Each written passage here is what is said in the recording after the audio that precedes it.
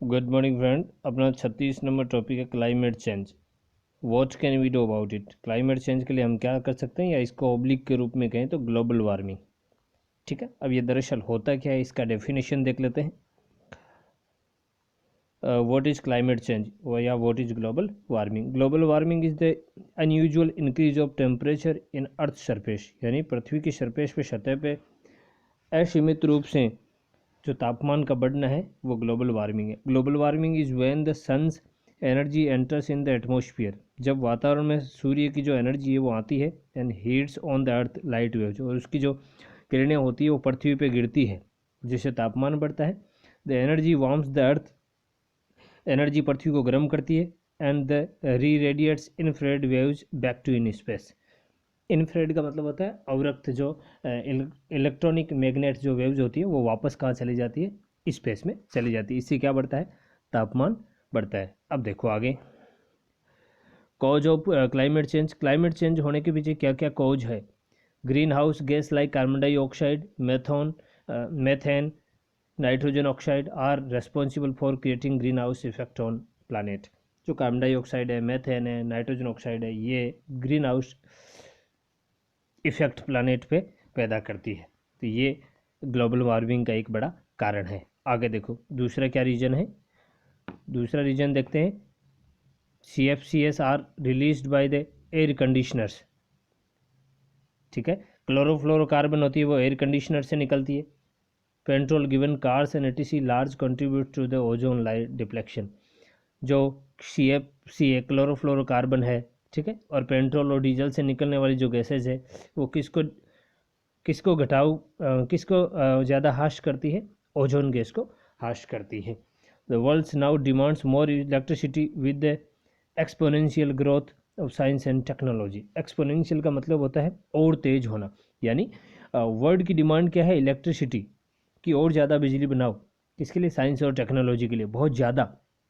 तो ये भी एक ग्लोबल वार्मिंग का बड़ा खतरा है। Coal, natural gas, oil are primary fossil fuels widely use to generate power and electricity. देखो कोल है, नेचुरल गैस है, ऑयल है, ये जीवाश्म है जिनको बहुत ज़्यादा यूज किया जाता है बिजली बनाने के लिए। ठीक है, in turn releases harmful gases like carbon dioxide. से इनका यूज किया जाता है तो इनसे क्या बनेगा, फिर कार्बन डाइऑक्साइड गैस निकलेगी, और जो इस वातावरण के लिए बहुत ज़्यादा खतरनाक है। आगे देखो 5 नंबर पॉइंट क्या है, deforestation is another major concern when it comes to the global warming. यानी पेड़ पौधों का कम होना भी एक बड़ा कारण है। Trees and plants play vital role in maintaining the temperature balance and absorbing atmosphere carbon dioxide. Plants और ट्रीज और जो प्लांट्स है, पेड़ पौधे हैं, वो क्या करते हैं, बड़ा रोल होता है उनको, जो हमारे जो तापमान है उसको बैलेंस करने में, और जो कार्बन डाइऑक्साइड जो गैसें हैं एटमॉस्फेयर में उनको वो ले लेते हैं भोजन के रूप में। तो ये भी डिफॉरेस्टेशन भी एक ग्लोबल वार्मिंग का बड़ा कारण हो सकता है। आगे देखो इफेक्ट्स क्या है क्लाइमेट के। इफेक्ट्स ऑफ क्लाइमेट चेंज के इफेक्ट देखे गए। NASA reports recently predict the ट्रेमेंडस rise in the sea level, estimated around 8 inches to rise, which is double rate of estimated last decade। NASA ने एक खोज की है जिससे पता चला है कि जो समुद्र का लेवल है वो 8 इंच तक बढ़ गया है, यानी पिछले दशक की तुलना में ये डबल सा हो गया है। इतना लेवल बढ़ना भी किसको बताता है, ग्लोबल वार्मिंग को। आने वाले समय में पूरी जनरेशन के लिए क्या है, खतरा है। With the rise of average temperature of the earth, there has been a massive shrinking of snow cover, especially in the northern hemisphere of the globe। यानी टेम्परेचर का बढ़ना, और एक और बात का संकेत मिलता है इससे, कि जो हम देख रहे हैं कि बर्फ़ का पिघलना हर जगह, जो नॉर्थन जो उत्तरी गोलार्ध है उसमें बर्फ़ का पिघलना शुरू हो गया है, तो वो भी एक ग्लोबल वार्मिंग का संकेत देता है।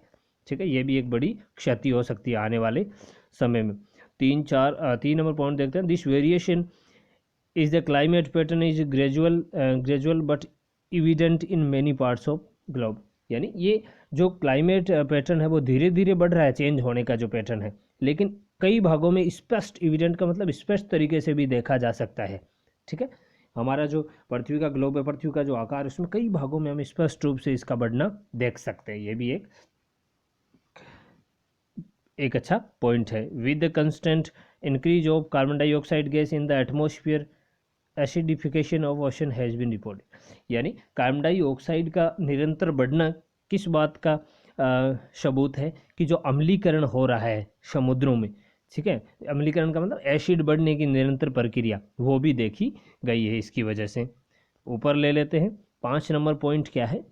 5 नंबर पॉइंट है sea water has now started absorbing this atmosphere carbon emitted by humans, ticks carrying Lyme disease, which is one of the vector-borne disease spreading rapidly in US।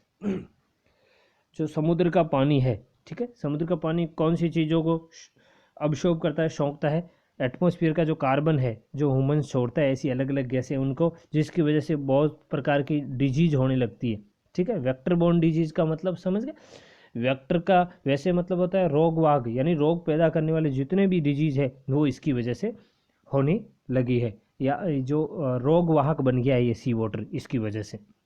The interesting reason behind this climate change with the average of temperature day by day, और सबसे बड़ी बात यह है कि रोज़ ब रोज़ जो temperature बढ़ रहा है ये ग्लोबल वार्मिंग का बड़ा रूप है। अब देख लेते हैं इंटरनेशनल इफेक्ट क्या क्या है, एफर्ट्स क्या क्या है, सॉरी, यानी पूरे विश्व ने एक जो इंटरनेशनल तौर पे देखें, अंतर्राष्ट्रीय तौर पे, तो क्या क्या एफर्ट किए जा रहे हैं। पेरिस एग्रीमेंट हुआ, कब हुआ, 2016 में। Paris agreement sign by total 171 countries, कितने देशों ने साइन किया, 171 देशों ने, ठीक है। और शपथ क्या ली, ग्लोबल वार्मिंग को 2.7 तक डिक्रीज किया जाए। Countries like China promising to reach target 2020, और चाइना ने प्रॉमिस किया कि 2020 तक ऐसा हो जाएगा। World seeds vault has almost 135,000 seeds deposit generated to by scientist around the world, और ऐसे जो बीज उत्पन्न करने वाली जो संस्था है उसने 1,35,000 के बीज उत्पन्न किए पूरे वर्ल्ड में, न्यू जनरेट किए, ताकि पेड़ और प्लांटेशन किया जा सके, जिससे कि जो ग्लोबल वार्मिंग है उसको डिक्रीज किया जा सके। ये भी एफर्ट्स किए गए। अब दूसरा एफर्ट क्या किया गया, most of the countries in recent UN convention, जो यूएन का कन्वेंशन सम्मेलन था उसमें बहुत सारी कंट्रीज ने have agreed to extend their national parks to extend the area under protect land by nearly 70%। सभी कंट्रीज ने क्या वादा किया कि वो अपना जो नेशनल पार्क है उनको बढ़ाएंगे और जो एरिया है उसको नियरली 17% तक कर देंगे। This would also help in upliftment the endangered species. ये क्या फ़ायदा करेगा, जो खतरे या खतरे के कंगार पे या जो समाप्त होने वाली प्रजातियां हैं, जैसे पांडा है, टाइगर है, एलिफेंट्स, इनको रिजर्व मिलेगा इनसे, ठीक है, इनको सेव किया जा सकता है, इनको अपलिफ्ट किया जा सकता है। आगे देखो 3 नंबर पॉइंट क्या है, tree people mission is a project started in Los Angeles with the sole mission of caring about the neighbouring, taking good care of plants, trees and environment. Tree people mission लाया गया ताकि इससे लोगों को ये बताया गया कि अपने पड़ोस में जितने भी प्लांट्स, ट्रीज और इन्वायरमेंट है उसकी रक्षा करना चाहिए, ये आपका नैतिक कर्तव्य है। आगे देखो step taken by Indian government ने क्या स्टेप लिए भाई। Indian government solar mission takes a new target of installing approximately 20 gigawatt solar capacity of end of 2020। Bharat ने एक सोलर मिशन लाया जिसके तहत 2020 होते होते अंत तक 20 गीगावाट सोलर कैपेसिटी का वादा किया गया। This has been globally appreciated, ये जो पूरे विश्व में इसकी प्रशंसा की गई और इसको आदर्श माना गया, इसकी आदर्श मानकर कई देशों ने भी शुरू किया गया, कई देशों में भी ऐसा शुरू किया गया। India is counted active under Paris agreement specially in controlling the green house. India Paris agreement के तहत भी काउंटेड हुआ है, जिससे कि ताकि ग्रीन हाउस इश्यू को कंट्रोल किया जा सके, उनमें भी सहयोग दे रहा है। दूसरा देखो India's first national action plan climate change NAPPC was found in 2008। 2008 में पहला ये क्लाइमेट चेंज का प्लान लाया गया, which has been successfully coming up with environmental project and long term policies in order to regain the spotlight globe image to the country in terms of environmental law and order। यानी जो पर्यावरण के कानून और नियम है उनके तहत जो हमारी इमेज खराब हुई है विश्व में, उसको उभारने के लिए ये जो प्लान है वो लाया गया, ये भी एक अच्छा कदम है। तीसरा देखें in the years Diwali is not as loud as it was before for NCR। The government banned the sale of crackers and explosive in Delhi because of dangerous air quality index. पहले की तरह दिवाली में भी अब जो विस्फोटक पदार्थ है या क्रैकर्स है वो नहीं होंगे। दिल्ली एनसीआर में इन चीज़ों को बंद कर दिया गया है जो एयर क्वालिटी है उसको देखते हुए। ये भी एक बड़ा अच्छा कदम है। अब देखते हैं कंक्लूजन क्या कहता है। अपन ने सारी चीज़ें पढ़ ली है, कंक्लूजन देखते हैं।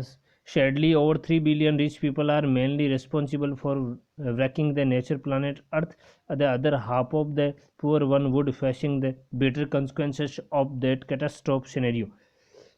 यानी 3 बिलियन जो लोग हैं वो किसके प्रति जवाबदार है। जो हमारे जो प्लानेट है अर्थ उसको नुकसान पहुंचाने के जिम्मेदार कौन है? 3 मिलियन पीपल। और बाकी जो बचे हुए लोग हैं उनको भी परिणाम इनकी वजह से बुरे परिणाम देखने पड़ते हैं। जो घातक जो सिनेरियो है, जो दृश्य है वो उनको देखने पड़ते हैं, घातक तबाही उनको देखने पड़ती है। Hence we need to be better steward. हमें क्या करना है? बड़े प्रबंधन करना है for planet to and take efforts to rebuilding what we have lost. और हमें रिबिल्ड करना है, वापस से अच्छा बनाना जो हमने खो दिया है। And building what we believe would be fruitful for future generation. जो हम आज करेंगे वो कई समय बाद हमें फ़ायदा मिले या ना मिले, लेकिन फ्यूचर जनरेशन को ज़रूर फ़ायदा मिलेगा। तो ये था मित्रों अपना टॉपिक। कैसा लगा? वीडियो को लाइक और शेयर कर दें। अगली क्लास में फिर मिलते हैं, तब तक के लिए धन्यवाद।